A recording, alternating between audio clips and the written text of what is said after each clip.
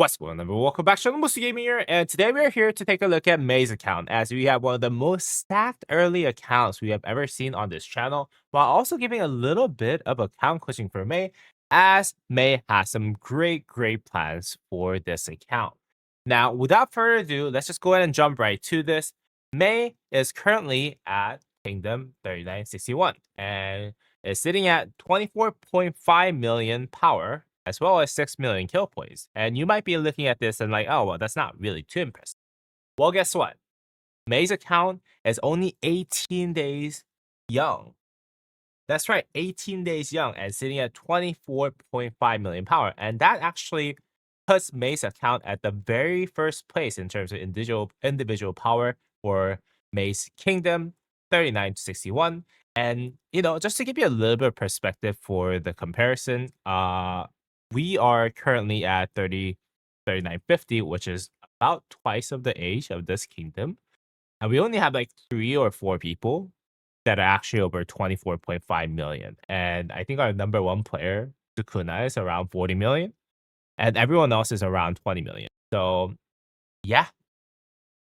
This is a pretty stacked account. This is definitely a Mega Whale slash Kraken level account. And I'm really excited to take a look at what May has on this account. And in terms of troops, we have 237,000 infantry, T4 infantry, 379,000 or 378,000 more or less cavalry, and 191,000 archers and 30,000 T4 siege. And this number is going to be a little bit important as I kind of go over some of the plans that May has for May's account, but totaled up about 847,000 T4 units, which is actually really good. And sitting at 245 gold heads, which is really nice. I'm assuming May bought all of the Riders of History bundles, as well as perhaps maxing out the gold head from the VIP shop for the first 2 weeks. I'm not too sure, but yeah, that does look pretty good in terms of it in a good standing for where a count of 18 days. That's probably the maximum amount that you can get for that age. So that is very good. And in terms of technology, having engineering and mathematics for maxed out for the efficiency is also really good. And also at the same time is working on the first small 3, what people call it, for May to actually finish the cartography and then move on to the big 3, most likely.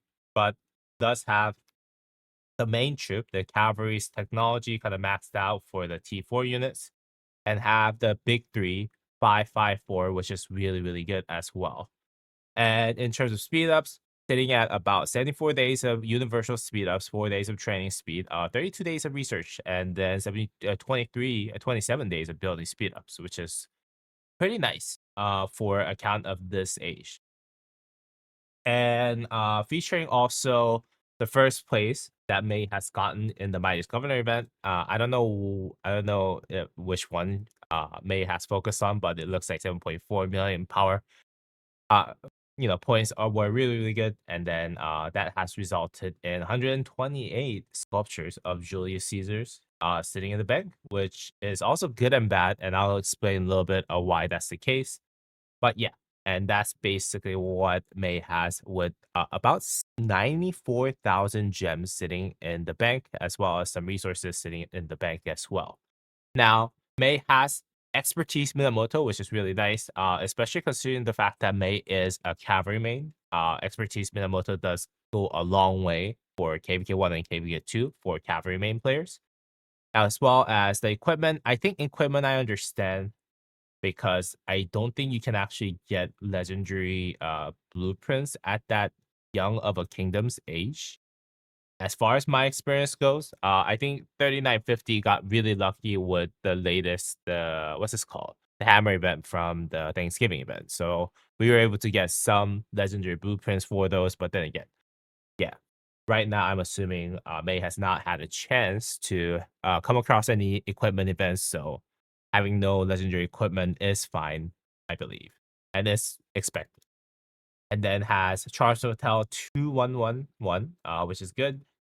Double C though, 5551 is really good. I'm assuming the dailies are bought as well as some of the early purchase perks that would actually allow you to get more double C has been bought by May, so that's really good. And we did talk about it. What did May have is for City Hall, Academy, Watchtower, Castle, and Trading Post, Scout Camp, and one of each resource building is sitting at level 25, which is awesome. That would actually allow May to not actually waste any more gems that May has into anything else outside of VIP points, and then perhaps focus more on the equipment side, which is amazing. And then level 43 on the Lucifer scroll, that's fine. And I was wondering how much they thinking about spending perhaps around 1K for Zenith. And so yeah, May is actually thinking about winning the Zenith Power event. And that is actually maybe in a month or so. This is something that I'll go over in a later slide. But then again, also at the same time, May wants to go for T5 for KPK1. And right now, May is running double C, no, Minamoto and double C. And then Tutmos YSG potentially, as well as Martel and Sun Tzu for the KVK1. I'll suggest a couple other kind of alternatives to this, depending on what I think is the best for this at the end of the day. So yeah, let's just go ahead and take a look at the coaching when it does come around. So overall initial assessment that I could get from May's account. Obviously, there's a ton of pros. And for the very first line, it says have a ton of gold tests for 18-day account. That is true. I have never seen that many gold tests within the 18-day account. I'm assuming May has purchased every single Riders of History bundle, as well as gotten every single event that would give May the gold test that that he or she had. And it's very close to VIP 14, which is really, really good. That means there was not really much of the gems that was wasted outside of leveling up those buildings to level 25. That's good. And great commanded development for like the account stage, 5551 CC, minus government event number 1 for Julius Caesar and expertise Mina. And all important homeworks are done for T5 unlock, economy, tree, efficiency tree, academy, watchtower, castle, all those fun stuff. And have T5 locked, not unlocked. Locked is good. If May does want to hit Zenith the power event, having that locked is very, very good because that's a lot of power that you can actually push almost for free. I don't want to say free because it still does require a lot of research speedups. But compare to other ones, compared to other alternatives, which is basically pure training T4, T5, the amount of research speed ups that you need is practically free. So that is really, really amazing. So that's basically one of the pros that I see that as I kind of take a look at these account at the end of the day. Now, there are some cons that I do see on this account, and I think the main thing is that May has spent a little too early, sacrificing the efficiency. With the equipment events arriving at a later time for a younger kingdom, you cannot get the equipment level that you need based on your spend level. Obviously, May has spent a lot on the account, but then again, is still missing, and there's still a lot of areas that the May has to make improvements on in terms of equipment and stuff because the money was spent a little too early. So that's one of the biggest cons that I do see. And then also at the same time, invested in too many commanders outside of the current KVK1 and KVK2. I think mainly because mainly what I mean is just going after Julius Caesar. You know, you really don't need Julius Caesar in KVK1. I don't know if that was intentional or not. And also at the same time, yeah, if you plan to invest in Julius Caesar, Charles Martel, Double C, and all that stuff, and if you want to utilize Tutmos at the same time, that means that you know you might have to waste some gold tests as you kind of enter KVK3 with the commander swap and all that stuff. If you plan to use Tutmos and YSG, Minamoto, Double C, and then Charles Martel and Sun Tzu. So when you have other commanders like Julius Caesar kind of expertise, those kind of go to waste to a degree, and that could cause some inefficiency in the future. So that's the only two cons that I do see. Overall, very very strong account at the end of the day. And in terms of moving on to more of a account coaching side of things, and there's two goals that I have been passed down by May, and that is winning the Zenith of Power event. And considering the fact that this is the next Zenith of Power skin is most likely going to be 20% cavalry defense, I'm gonna actually give my suggestions kind of evolving around Zenith of Power event, and potentially it would actually happen while May is actually going through KVK1. And also at the same time, given that the technology and everything is not complete, I'll give a little bit of tips and tricks that I would actually suggest. The way in which that I would approach Zenith Power if I was in May's shoes is what I'll recommend.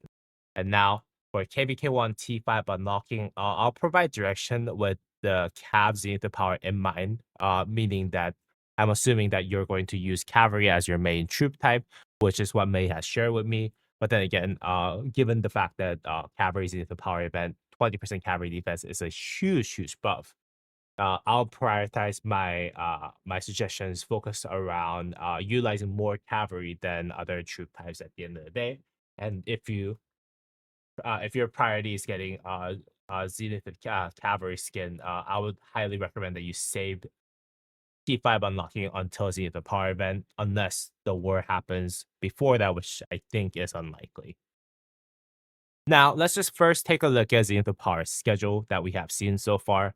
Obviously, I think the basis that May is actually going off of is the fact that we have March infantry 20% skin actually released, and 3 months later from the March skin, June skin has actually been released with Archer 20% skin, and then we have December when we had the troop 16% city skin has been released in the not December, September. So going off of 3 months to 3 months to maybe potentially into next Zenith the Power City Skin to 3 months. This year's Zenith schedule does seem to align with what May was actually having plans with, which is March to June to September to December or slash January.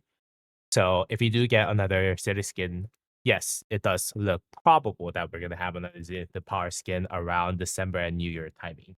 And if it is possible, it was most likely going to have the guarantee limit at 40 million power level, unlike the troop attack, which was what Lilith has actually publicly said that the guarantee limit is actually going to go down if it's not all troop buffing Zenith power skin. So most likely, I'm going to actually suggest my suggestions around the fact that May has to push 40 million power for the Zenith power event. And again, still staying on the Zenith Power topic, and the key to winning Zenith Power event in KVK1 is first of all not maxing building certain research. And as these would actually allow you to utilize all speed ups, not training or only like Season of Conquest.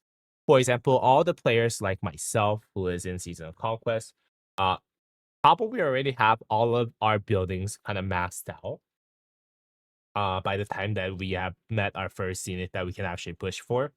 And given that you're pushing for Zenith Power event and the KBK1, it is likely that you have a huge advantage over people like us, whereas you actually don't have all the buildings maxed out. And the amount of power that you can gain on a typical account. And those are some key buildings and researches that you can possibly do, given the information that I have. For example, if you have hospital at level 24, you can easily gain 1.2 million power for having all four of them and then powered up to level 25. And also gold mines. You said you had one gold mine at level 25, but if you had three of them at level 20, for example, I think most people don't really level up gold mine in the earlier stages. Like, yeah, then you can actually gain 1.8 million power for pushing from level 20 to level 25. If it's even lower, then there's a lot more power that you can gain from pushing gold mine.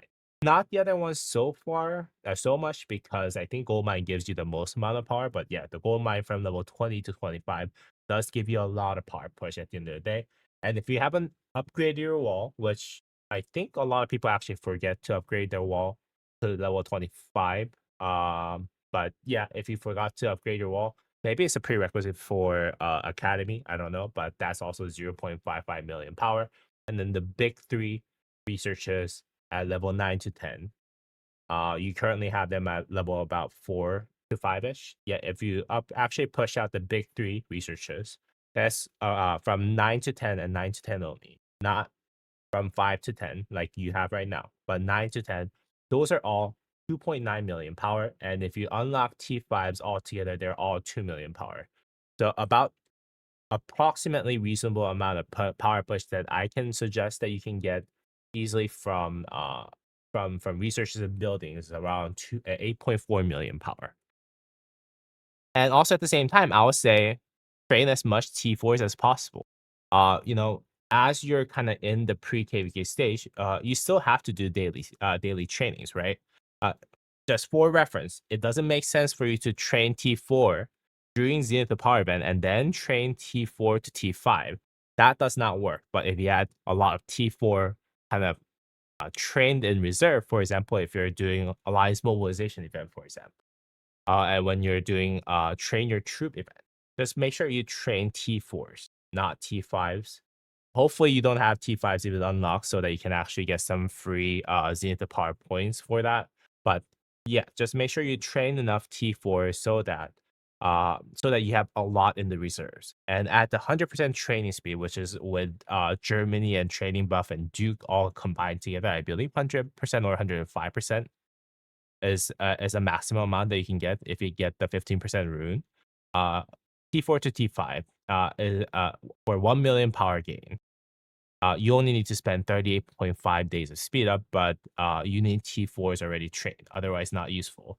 But if you're actually training T5 just straight up from the training ground, you get to for 1 million power gain, you have to spend 70 days of speed ups. That's almost double of the amount that you need to kind of use of speed ups for you to gain 1 million power.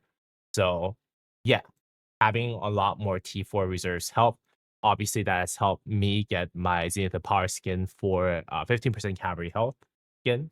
And I think that's something that you should be preparing for right now at this very moment, as we still have about a month or so for us to get the Zenith Power skin. And here's some of the suggestions that I have in terms of possible 40 million pushing winning comp.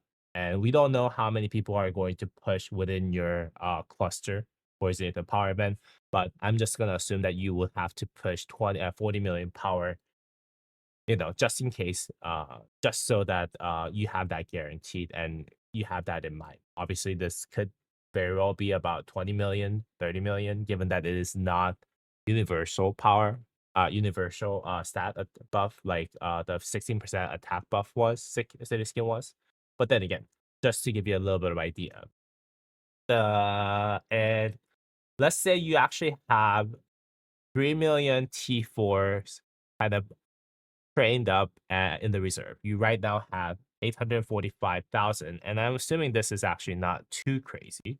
And that would actually converting T4 of those 3 million to T5 would actually give you about 80 million power. On top of that, the building and research that I actually mentioned to you could get you about 8 million. A little bit more or a little bit less depending on what you have and what you don't have by the time that you do hit Zenith. And also at the same time, that would actually leave about 14 million power that you need to push with T5. And that would actually mean that you only need to spend about 1,600 days of speed ups, which is about 4.5 years of speed ups. So that's not too bad, right? But the building and speed up research, if you only have 2 million of T4s in the reserves, that would actually push out another half a year of speed ups that you need. But if you actually don't, if you have already done a lot of buildings and researches, that goes down to 4 million. And then if you only have 1 million of T4 units, which I don't think is going to be the case, given the level of training that you have done, on your account. But let's say that is the worst case scenario, then it could actually take you up to 6.3 years of speed up, which is 2,300 days of speed ups. Now, obviously, you currently don't have that many days of speed ups, but I would say just go ahead and start saving a lot of your speed ups as much as you can from now on. And just make sure that the minimum that you probably need to prepare is around the 1,500, 1,600 days range, even if you don't do a lot of building and researches for your account, as well as having a lot of T4 kind of conserved around. And just keep in note that these are just training speedups and universal speedups that you need. Building and research, I'm not counting because most of the cases, you don't need to actually open up, universals for that. But if you actually don't have that many days of building and research speedups as well, then those would actually have to be pulled from universals at the end of the day. But I just wanted to give you a little bit of baseline and a little bit of kind of like how you can think and prepare for Zenith Power event for the upcoming Zenith Power event in December/January. All right. And for the commander comps with Double C and Julius Caesar invested in, which are kind of suboptimal cavalry main account for KVK1. The reason why, just to give you a little bit of context, Double C is actually not that bad, but then again, I would say if you're a cavalry main, you have to use Minamoto YSG on the field. That's just my personal opinion because Minamoto YSG does so much damage factor on the field. So yeah, that's something that I would personally recommend. Here are two options that I do recommend that ignores Julius Caesar. Obviously, Julius Caesar is not a commander that you can use in KVK1. You have a lot of heads, that's great, but then again, unless you're looking to expertise him and not use him for KVK1 and KVK2 and just have him for the KVK3 commander swap event, which is not what I recommend. Julius Caesar having Julius Caesar head is not really going to help you out in terms of having the commanders develop for combat. Now, the plan number one that I would like to suggest is ignoring Archer and not building building Tutmos at all, and using Double C and Charles Mattel or Double C and Saladin as your commander swap options and save gold heads. Now, this option will be focused solely on saving as many gold heads as possible for this account. And the lineups that you can actually use for KVK1 are Minamoto YSG, Bybars, and Double C or Double C and Ethel, whichever that you actually prefer for the second cavalry. And then Charles Mattel and Sun Tzu. And what is really good about this is that you can actually max utilize your cavalry Zenith the Power event skin, as you have 2 cavalry march, and then it is very cheap in gold head. You already have Minamoto expertise. All you need to do is expertise YSG. And Charles Mattel, Double C, you can actually get them from dailies. And Charles Mattel, you can possibly win from Mighty's Governor event. So there's almost no gold heads that is wasted aside from YSG.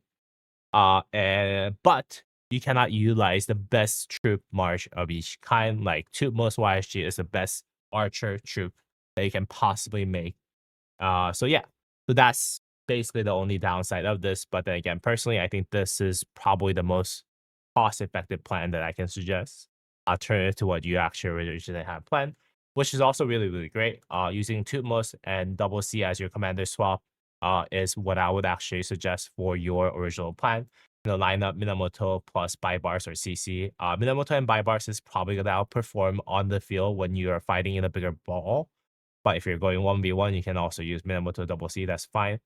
Tutmos, YSG, and Charles Mattel, Sun Tzu, which is all really, really great option. You can also swap Sun Tzu with either Medbet or Ethelfled, but that would cost more gold heads to be used, or commander has to be used. And the pro of that is using close to 3 best swim march for each lineup. You're using the best archer march, and then you're using second suboptimal because you can't really use YSG for Minamoto. With Bybars and Double C or Charles Mattel Sun Tzu is always really, really good. Very solid best of March lineup for 3 March lineup for KVK1, right? But the con is it's hard to give top tier gear for all of them in KVK1. As a matter of fact, it is most likely that you're going to be able to only craft one really good set of gear for one troop type, and that is most likely going to be your cavalry. And then if you then were to focus on your archers, then you might have like half legendary equipment and half kind of epic. But then again, at the same time, that would also kind of, go let the two most YSG, which is the best, in my opinion, the best KVK1 march they can possibly make in KVK1, kind of go to waste. Especially when you have the Zenith power event skin for cavalry, with 20% cavalry defense. And you need many gold heads wasted for Charles Metal and Tutmos for fielding because one, you need to first build YSG, right? YSG needs a lot of gold heads if you want to use him for the first fight that you're gonna have in KVK1. Now, with all that, Tutmos daily bundle does not open until KVK2, as far as what I can tell from my research that I've recently done. So there's no way for you to actually get Tutmos aside from opening gold chest, gold keys, as well as potentially buying the bundles for it, you know, or putting gold as. So that is, I think, a lot of ways that you have to put into Tutmos for you to make him kind of usable. Obviously, you can use him kind of to swap out in the Season of Conquest. But then again, that is still, I think, there's still a lot of gold head heavy that you're actually using, a gold head heavy march that you're using, without the benefit of the power event, as well as most likely the second tier gear that you're gonna have compared to your Minamoto buy bars, right? So that's the only problem that I see. But obviously, those lineups do sound really, really good. But I just wanted to give you a little bit of heads up in terms of what you're walking into at the end of the day. Now, with that said, for the commander's comms option, here's just a little bit of overview visualization of what you're gonna see. Obviously, you have Minamoto YSG. From my suggestion, you have Minamoto YSG and then Bars and Double C or Ethelflaed, whatever you prefer. And then Charles Mattel and Sun Tzu. And this is basically a very, very, very budget march, and you can basically get the Midas Governor event for Saladin. If I believe that you can get most of the heads from Saladin for you from your kingdom, given that you're number one player in the kingdom at this very moment. And you can use either Saladin primary and YSG secondary, or keep Minamoto YSG and then use Saladin and Ethelflaed. It really depends on which one do you want to go. Whatever you use YSG with, you should put the best gear, and then whatever you don't use YSG with, you should probably put your secondary gear on those second march. And then Charles Metal and Sun Tzu can give whatever infantry setup that you have. Now, the problem with this comp though is that as you kind of go into KVK3, you will have to move on to Archer as Qin Shi Huang is basically the best commander in the game at the moment. So you don't really have a gear built out for that. When you go into KVK3, and it might not be a big of a problem. That's something that I do want to kind of suggest. And then you can actually swap for Arthur, so you can still use one March for Cavalry. And then if you have gold that's saved up, which I think you should be having a lot of gold that's saved up, given that you have not really wasted on any gold tests outside of maxing out YSG. As you enter KPK 3 and 4, you can have the Qin Shi Huang YSG and then Arthur Achilles. And your number one priority should be Achilles. And then by the time that you do enter KPK 3 or 4, I think the new infantry commander most likely is going to be better than Baichi or Luce. So you can actually invest in that new infantry commander. If not, I'll just go ahead and choose between Baichi and Luce to kind of max out who to max out first at the end of the day for this commander lineup comp that I have suggested. Now, if you were to go with your current proposal before, or your current lineup, that is, and I would say Minamoto buy bars for the field, and then Minamoto double C for rally, or if you're kind of trying to just track down one person, and then Charles Metal Sun Tzu's fine, and then two most YSG's fine. But then again, going to KVK2, you would probably have to get Saladin somewhere, and then two most YSG. So Saladin Minamoto is fine, given that you're not going to be able to use YSG for your cavalry march. And then, two most and Charge Metal does not change. But as you enter KVK3, it doesn't really change, right? So that's why I was like kind of not sure if you should be investing in, Charge Metal when you have double C and double C and Charles Motel kind of as an option that you can actually use for commander swap at the end. But yeah, So anyways, KVK3 and KVK4, it really doesn't really change much. This should be the same plan that I've explained earlier. And in terms of equipment, I would say just this is basically what I would suggest to everyone. Cavalry, there's no really wrong answer. There's only one right answer, I would say. Like you can basically start from where you're at, and then I would say go ahead and work on purple gear that looks like this is what I would recommend. As kind of like the bridge equipment that you can have until you craft your legendary gear. But you can technically skip this because the legendary gear is what you're most likely going to try to get at the end of the day, or just put this on your second cavalry march if you do go with the first uh suggestion route at the end. The order of which that I do suggest that you craft it is simple, or get the blueprint is priority blueprint. As simple as getting the hellish waste and chest, which will give you health, a lot of health actually, and then the helmet, and then Ash of the Dawn. Helmet or the boost. Boost will also give you a massive amount of health over the attack, which is what the cavalry boosts give at the epic level. And then the helmet is also really nice. But then again, if you're kind of worried about maybe potentially dismantling helmet, the boosts are a little bit better suggestion, because eventually you will have to swap the helmet and the weapon into KVK set. But in such case, I would just go ahead and put those two equipments into your second cavalry march is what I would recommend personally. And then the Ash of the Dawn. Ash of the Dawn is really important, but the only problem is that the epic one actually gives you a lot of health, and that you can eventually get all the blueprints of the Ash of the Dawn you want as the time goes by. So it's not really a priority for you to get those at the end. And then Navarre's control is also easier to get. I think in general. So yeah, that's also really good equipment though. And then work on your weapon, as weapon would eventually go into KVK weapon and helmet. So not really that big of a priority, but still something that you will need if you want to rally your garrison in KVK one. And then the only thing that you would change as you enter season of conquest is that you craft a ring and horn first and then ring. And then the KVK weapon and helmet would actually be the best optimal equipment for your cavalry. Now going to Archer, very standard stuff. Blue to purple gear here, and then the revival set 4 piece from the helmet, chest piece, gloves, and pants, and then really strong equipment with Golden Age, as well as the flame tress. That's what it's called, I believe. Those are really good. And if you're actually going to main archers, I would say just craft full dragon breast set with I would say not dagger anymore. I would say pendant of the eternal night, which is the skill damage pendant. Dagger, this is kind of outdated. I do apologize for that, but yeah, pendant of eternal night is really good.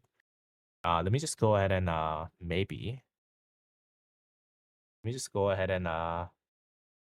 fix that right now, because I don't want you to get confused. I do have the equipment kind of all saved up, so there you go.